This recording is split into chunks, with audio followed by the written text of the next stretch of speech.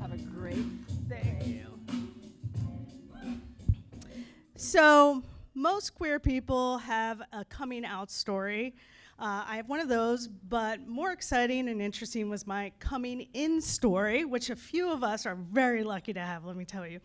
In 1986, I was 16 years old. I lived in the suburbs of Philadelphia.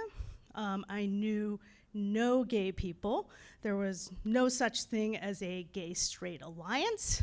You had no internet to make surreptitious searches on or chat rooms to crawl through. Like, all I had was Boy George and a weird feeling about Wendy and Lisa in the Princess band, The Revolution.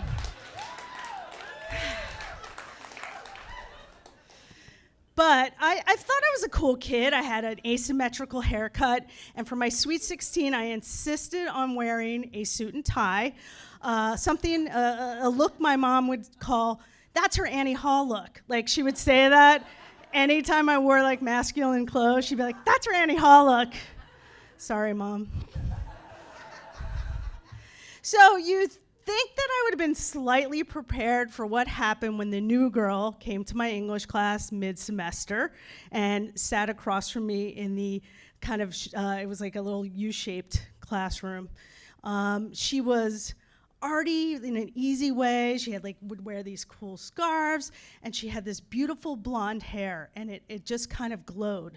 And I had this feeling I just could not shake. It was a feeling deep in my very core. And this feeling was, I want to brush her hair.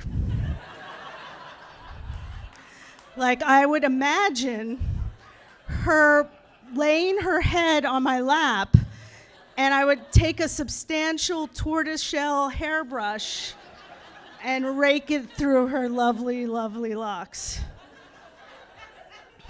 And I knew this was probably not the same thing as that sleepover parties tickling each other's arms, but I wasn't sure. I was curious, right? So I proceeded as I normally do when I'm curious about something. I use the tools I have, and the tool I had was the one I've had my whole life.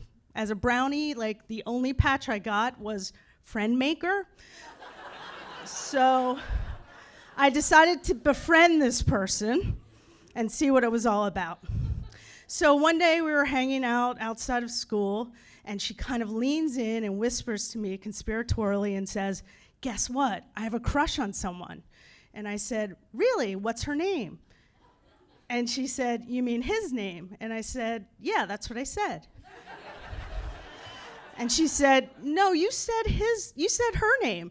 And I'm like, no, his name, her name. I mean, it went back and forth for a while till it just hung there really, really heavily. And I was ashamed, I was confused, and mostly I was panicked. And so I just went into this kind of form of not even thinking about what I was gonna do next. I just acted, and I kind of unfriended this person in IRL, and I stopped wearing my Annie Hall looks, and I grew out my hair to Julia Roberts in Pretty Woman proportions. It was like a hair farm. So I basically tried to de-gay myself in a way that I wasn't even thinking about. It was kind of like when you jump into a pool of cold water and you gasp, and it's like an involuntary reaction.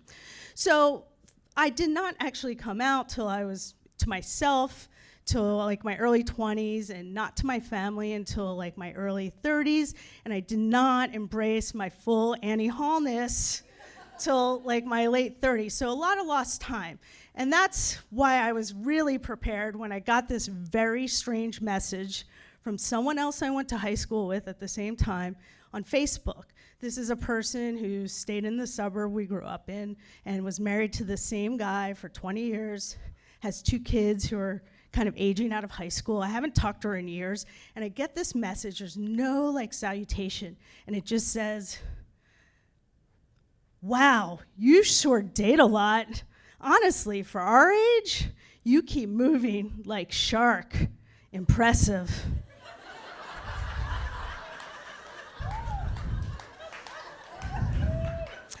And I was really prepared for the right comeback at this point in my life, now that I'm 50. I just wrote back, let's call her Becky. Dear Becky, great to hear from you. I think I have an answer for you.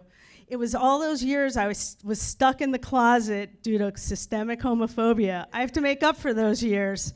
Plus, being queer is an aphrodisiac. You might want to try it.